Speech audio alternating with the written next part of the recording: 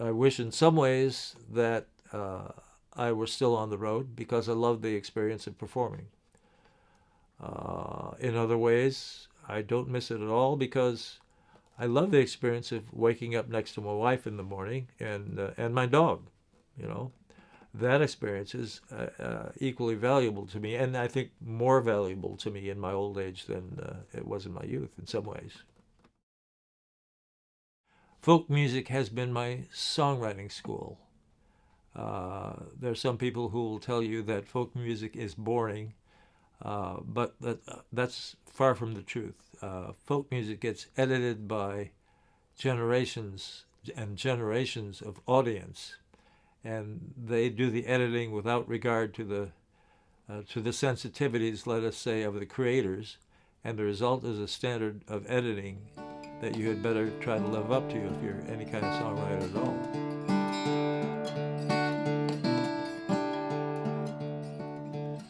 When the angel arrives, there will be terror, but say yes. The sound of wings, like the breaking of a mirror, say yes. It will arrive where you're little and you're scared. It will lay claim to the things you've never shared. And though your heart and your soul are unprepared, say yes. And it may tear you from home and family, but say yes. It may demand you become a refugee, say yes. And when you're tired and you're hungry and you're poor, when you're in pain in a room without a door, and when the angel returns and asks for more, say yes.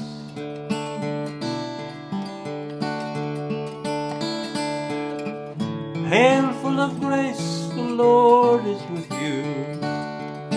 Worlds without end depend on you.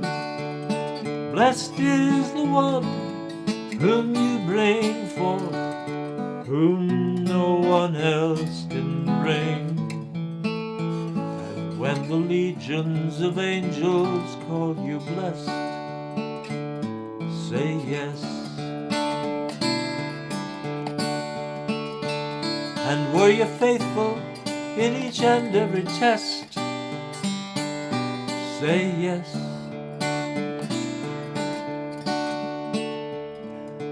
And when they ask you in story and in song, were you upheld and protected all along?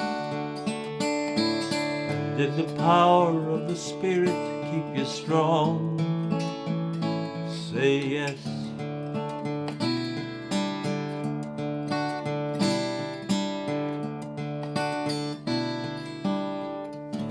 My life at the University of Michigan was the Canterbury House and a little coffee house called the Ark.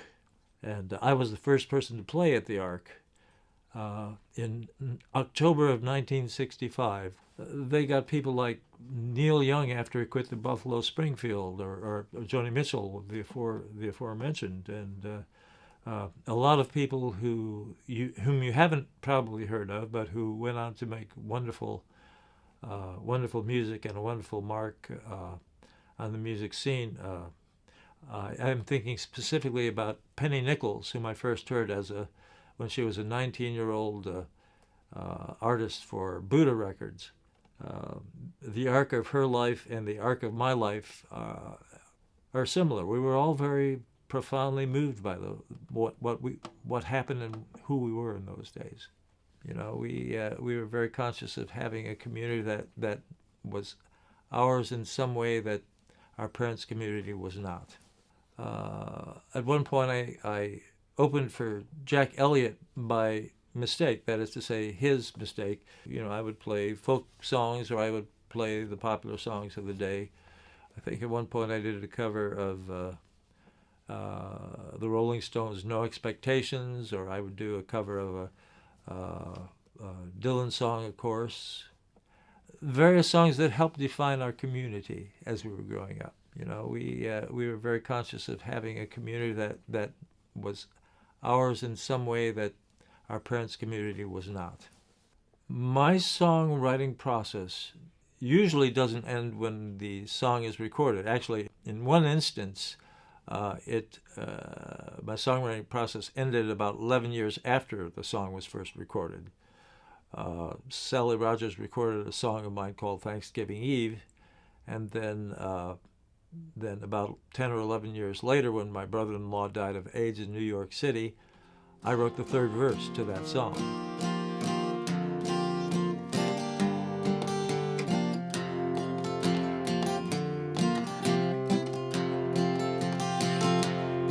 It's so easy to dream of the days gone by. It's a hard thing to think of the times to come. But the grace to accept every moment as a gift is a gift that is given to some. What can you do with your days but work and hope? Let your dreams bind your work to your play. What can you do with each moment of your life but love till you've loved it away? Love till you've loved it away. There are sorrows enough for the whole world's end. There are no guarantees but the grave. But the lives that we live and the time that we spend are a treasure too precious to save. What can you do with your days but work and hope? Let your dreams bind your work to your play. What can you do with each moment of your life but love till you've loved it away? Love till you've loved it away.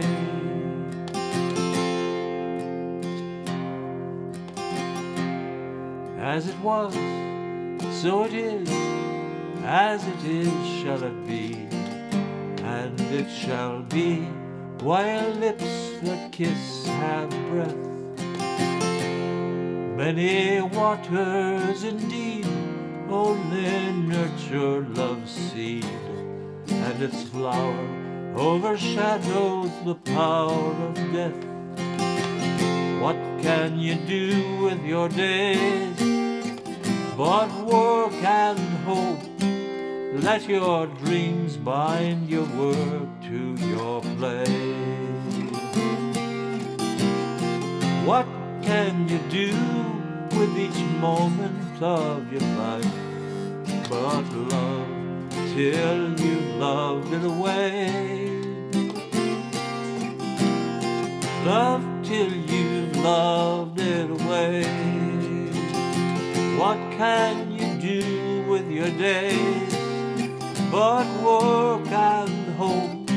Let your dreams bind your work to your play. What can you do with each moment of your life but love till you've loved it away? Love till you've loved it away.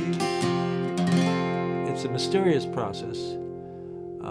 It often involves audience reaction. Sometimes I write a song and there's this little thing that bugs me, and then in the process of performance of the song, something falls into place, and I find out the solution to that particular problem. I'm not sure how it happens, not sure, but I have faith in it at this point. I have a lot of faith in that process. I grew up Roman Catholic. In fact, did some music for St. Mary's Church in Ann Arbor, but I found myself more and more spending my weekends across the alley in the Episcopal Student Foundation there, because I found a unity there between the sacred and the secular. The ministers there were very clear about the fact that that life is sacred, and if we can't see that, that's our problem. And so that's the worldview that I learned, and it has informed my life. Actually, my life. I think perhaps the reason that I haven't made more of an effort to be a mainstream singer-songwriter is those people seem to give up too much. They seem to give up too much of who they are. My earliest influences came from my parents. They would every now and then bring home Broadway show records, and I was fascinated through them by songs that told stories. I loved songs that told stories, and of course the boom in folk music at that point, it's edging into pop music, had a lot to do with songs that told stories. And I was a big fan of those. I was a big fan of the Kingston Trio. And then when I discovered the rest of folk music and the rest of the emerging new music that was happening at that point, those were the stories that I was drawn to, the songs that told stories. I have been very fortunate in the people who have recorded my songs. And it has been everything from terribly frustrating to enlightening. When I finally discovered Joni Mitchell, and again I discovered her in the most immediate way from about 30 feet away, I was astonished, yes, by her storytelling ability, also by her guitar technique. Those guitar tunings that she used, some of which I'm convinced that she borrowed from the old blues people, having been a friend of Tom Rush.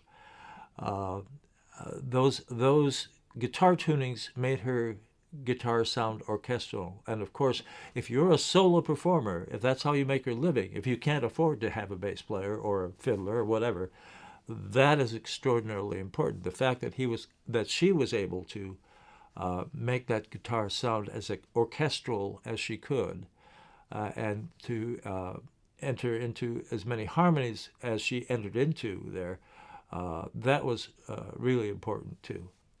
I was influenced by Utah Phillips, of course, first of all because of the wonderful humor he put into every show, and second of all because he stuck straight to the traditional meter of the old folk songs. When he would write a song, the iambic pentameter is one meter that Shakespeare used. That's all of Shakespeare, basically.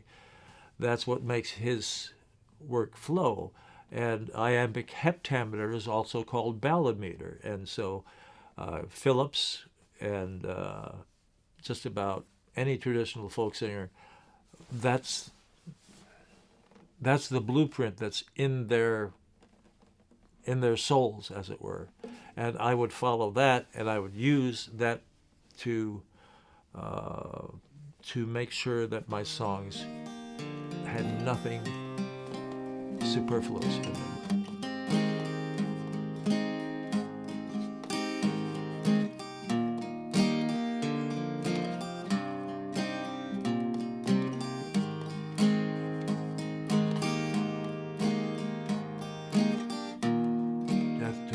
husband of a neighbor of mine, on a highway with a drunk at the wheel.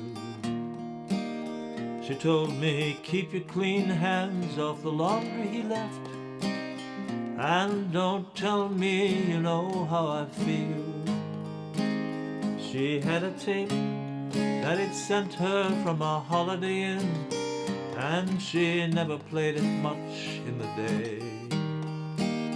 But when I heard him say he loved her through the window at night, I just stayed the hell away.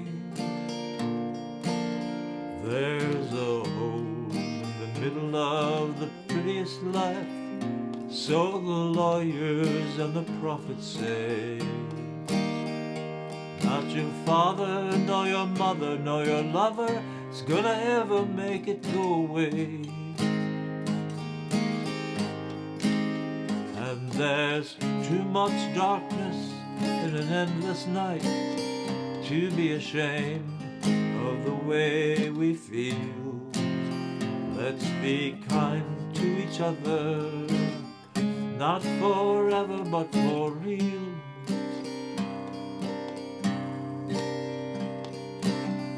My father never put his parachute on in the Pacific back in World War II. He said he'd rather go down in familiar flames than get lost in that endless blue. And some of that blue got into my eyes, and we never stopped fighting that war, until I first understood about endlessness, and I loved him like never before. There's a hole in the middle of the prettiest life, so the lawyers and the prophets say. Not your father, nor your mother, nor your lover's gonna ever make it go away. And there's too much darkness in an endless night to be afraid of the way we feel. Let's be kind to each other, not forever but for real. It's lucky that my daughter got her mother's nose and just a little of her father's eyes. And we've got just enough love that when the longing takes me, well, it takes me by surprise. And I remember that longing from my highway days, though I never could give it a name. It's lucky I discovered in the nick of time that the woman and the child aren't to blame for the hole in the middle of a pretty good life. I only face it 'cause it's here to stay. Not my father, nor my mother, nor my daughter, nor my lover, nor the highway made it go away. And there's too much darkness in an endless night to be ashamed of the way I feel. I'll be kind to my loved ones, not forever but for real.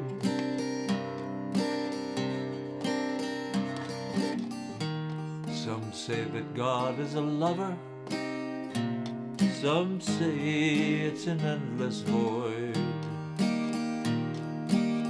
Some say both, and some say she's angry,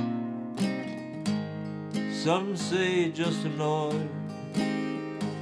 But if God felt a hammer in the palm of his hand, then God knows the way we feel. And love lasts forever, forever and for real.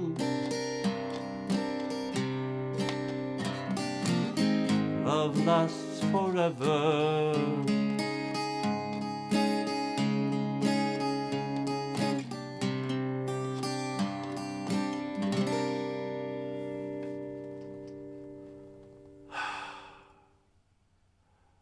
the common experience, my common experience before I go on stage is feeling absolutely drained and empty. I say a prayer beforehand.